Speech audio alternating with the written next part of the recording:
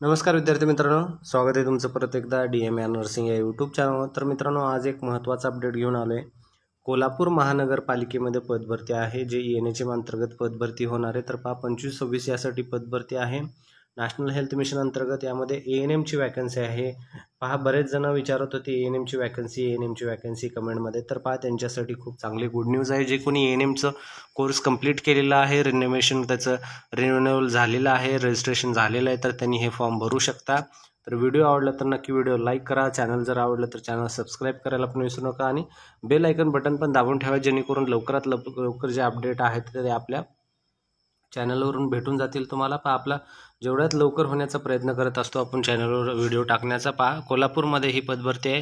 ही पदभरती पूर्णपणे कंत्राटी असणार आहे। ही 25-26 ह्या वर्षासाठी ही पदभरती आहे। तर तुम्ही काम चांगलं केलं तर तुम्हाला ही पदभरती परत तुम्हाला रिन्यू होऊन तुम्हाला वॅकन्सी परत जी पोस्ट आहे परत भेटू शकतं। पुढला बॉन्ड जो असतो तो भेटू शकतो। यामध्ये पहिलं पोस्ट जे आहे ते आहे एपिडेमिओलॉजिस्ट, ज्याचं हे तुम्हाला एपिडेमिओलॉजिस्टमध्ये 38 वर्षापर्यंत तुम्ही नॉर्मलमध्ये भरू शकता आणि तुमचं जर काही संवर्ग असेल कास्ट वगैरे तर तुम्हाला 43 वर्षापर्यंत तुम्हाला फॉर्म भरता येतं। त्यामध्ये एनी मेडिकल ग्रॅज्युएट कोणी पण असेल तर यामध्ये फॉर्म भरता येतं, ज्याचं MPH MHA MBA वगैरे झाले आणि कामाचा अनुभव 1 वर्षाचा तरी आहे त्याला जवळपास।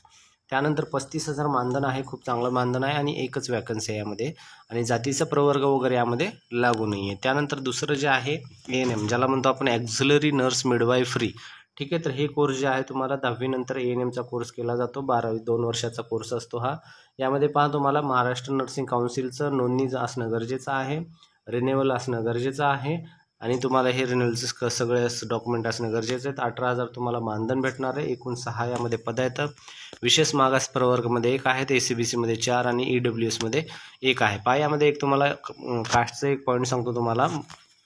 आता ज्याच्या कास्टमध्ये वॅकन्सी नाही आहे तर यामध्ये काय होतं, तुम्ही ह्या कास्टचे जर विद्यार्थी फॉर्म भरले नसतील तर तुम्ही ओपनवाले वगैरे भरून ठेवा फॉर्म। जर तुम्हाला ह्या कास्टचे विद्यार्थी नाही भेटले किंवा जी कोणी असेल नाही भेटलेले तर तुम्ही जी कोणी भगिनी असतील त्यांनी जर हा फॉर्म नाही भरलेला असेल तर ते कास्टवाले नाही भरले तर ओपनवाले या ठिकाणी घेऊन टाकतात त्यांनी, जर जागा त्या कास्टवाले नाही आल्या तर। त्यानंतर हे झाली महत्त्वाची माहिती। त्यामध्ये तुम्हाला काही महत्त्वाच्या सूचना येतात, त्यात पण पाहून घेऊ आपण काय काय येतं। तर सुरुवातीला ही पदभरती पूर्णपणे कंत्राटी आहे, त्यामुळे हा पॉईंट लक्षात असू द्या। परमनंट तुमचं यामध्ये काही चान्स नाही आहे।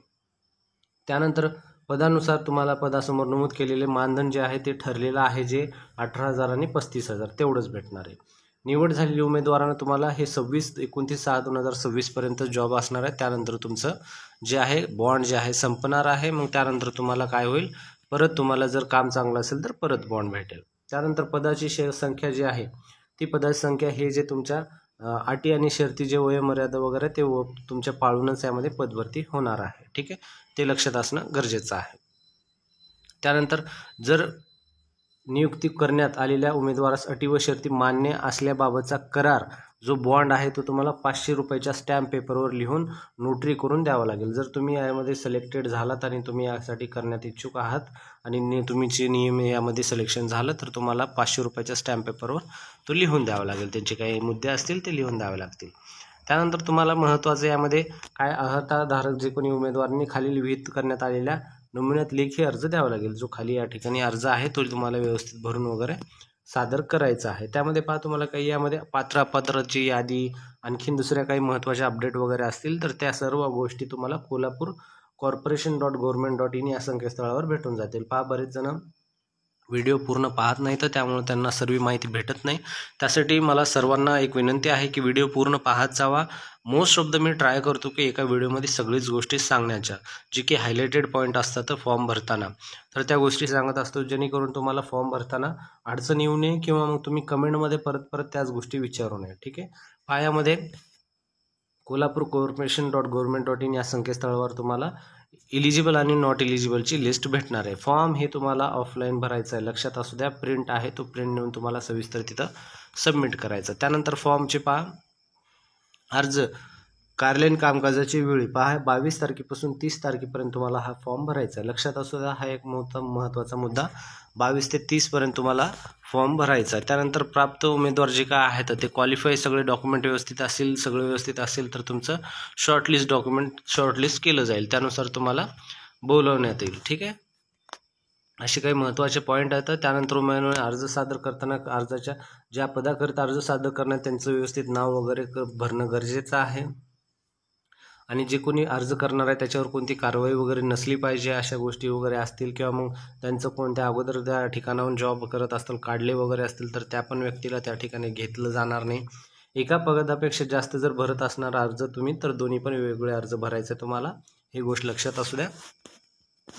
त्यानंतर पहा, हा जो अर्ज आहे तुम्हाला अर्ज अशा प्रकारचा भरायचा आहे. हा अर्जाचा नमुना आहे. तुम्हाला भरायचं काय करायचं आहे, तुम्हाला जर आपला हा PDF पाहिजे असेल तर आपल्या टेलिग्राम चॅनल आणि व्हॉट्सअप चॅनलवर हे ग्रुपवर हे PDF भेटून जाईल. तुम्हाला त्यासाठी काय करावं लागेल, आपल्या डिस्क्रिप्शन बॉक्समध्ये ही PDFची लिंक भेटून जाईल. म्हणजे आपल्या चॅनलची लिंक भेटेल, त्याद्वारे तुम्ही ग्रुपमध्ये आल्यानंतर ही PDF तुम्हाला भेटून जाईल. कारण आपण यूट्यूबवर PDF वगैरे देता येत नसतं. ठीक आहे, त्यासाठी तुम्हाला अर्जाची नोंदणी वगैरे हे पहा अर्ज. त्यानंतर हे ओळखपत्रासाठी तुम्हाला फोटो पेस्ट करायचा. त्यानंतर विषय या ठिकाणी पदाचा अर्ज, संपूर्ण नाव, वडिलांचे नाव, त्यानंतर पत्ता आणि त्यानंतर पहा हे सर्व गोष्टी, लिंक, जन्मदिनांक, विवाहित वय, त्यानंतर जाहिरात, ईमेल ID. पहा ईमेल ID व्यवस्थित भरा. बऱ्याच जणांचं ईमेल ID चुकल्यामुळे काही गोष्टी मिस होतात, तर ते ईमेल ID चुकू नका. त्यानंतर मोबाईल नंबर, दिवस वगैरे, जातीचा प्रवर्ग, जातीचं नाव वगैरे ह्या सर्व गोष्टी भरायचं आहे. कारण कास्टमध्ये या ठिकाणी वॅकन्सी आहे, 3 कास्टला वॅकन्सी सुटलेली आहे नर्सिंगसाठी.